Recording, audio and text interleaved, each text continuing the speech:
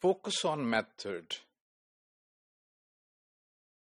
Despite the barrier to learn second language, the need for instruction in other languages has led to a variety of educational approaches and methods.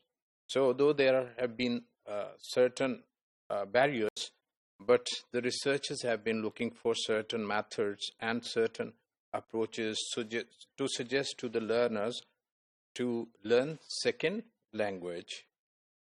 The first to compile exercise material for L2 learner and his phrase book format was customary greeting.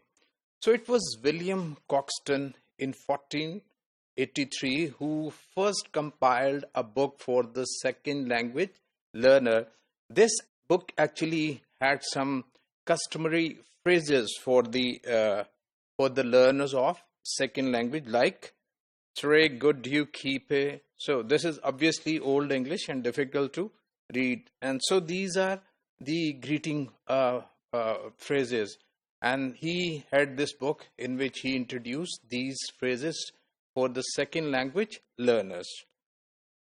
More recent approaches designed to promote L2 learning have tended to reflect different theoretical views on how an L2 might be learned. So in recent past, we find that there are certain methodologies and approaches on the methodology of learning second language, and out of these approaches and methods, we have the grammar translation method, the very known GTM.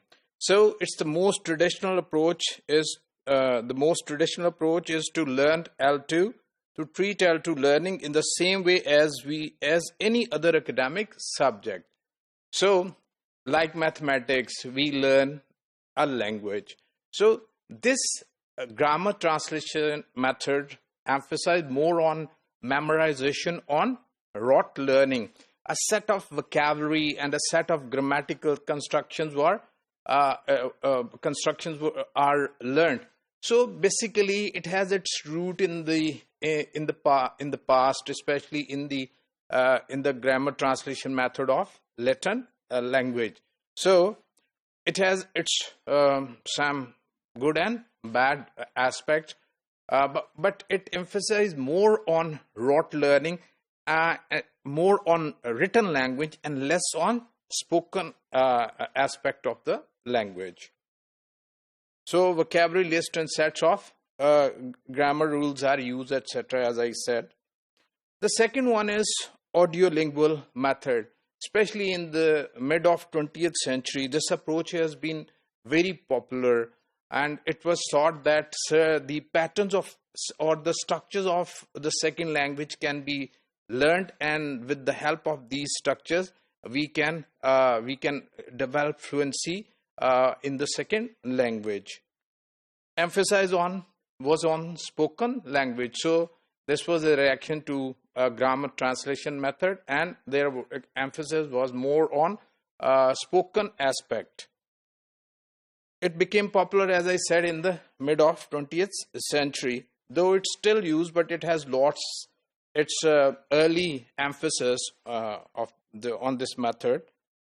I believe that fluent use of language was essentially a set of habits. So it was basically introduced by behaviorists. They took language as a set of habits. So when you practice the structures of the language and make them a part of your habit, so you learn language. So this was in vogue for quite some time.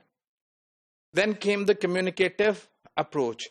Communicative approach emphasized more on the function of the language, right, than on the form of a language. So the communicative approach suggests that in the classroom we have different setting to use the language. For example, we can give student some knowledge about how to ask question, how to ask for address, how to seek permission. So the students were given practice in these functions to learn second language. More recent version of the L2 learning experience can be best be described as communicative approach, as I said. So it is the most recent approach, and it is liked, and nowadays this is more emphasized in academic setting as well as in professional settings.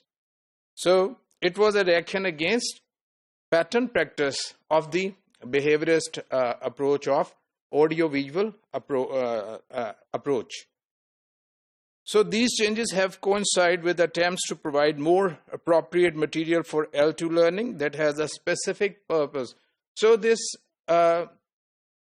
approach emphasizes on the producing material for using L1 for specific purpose, especially professional purpose. Obviously, there was academic purposes as well.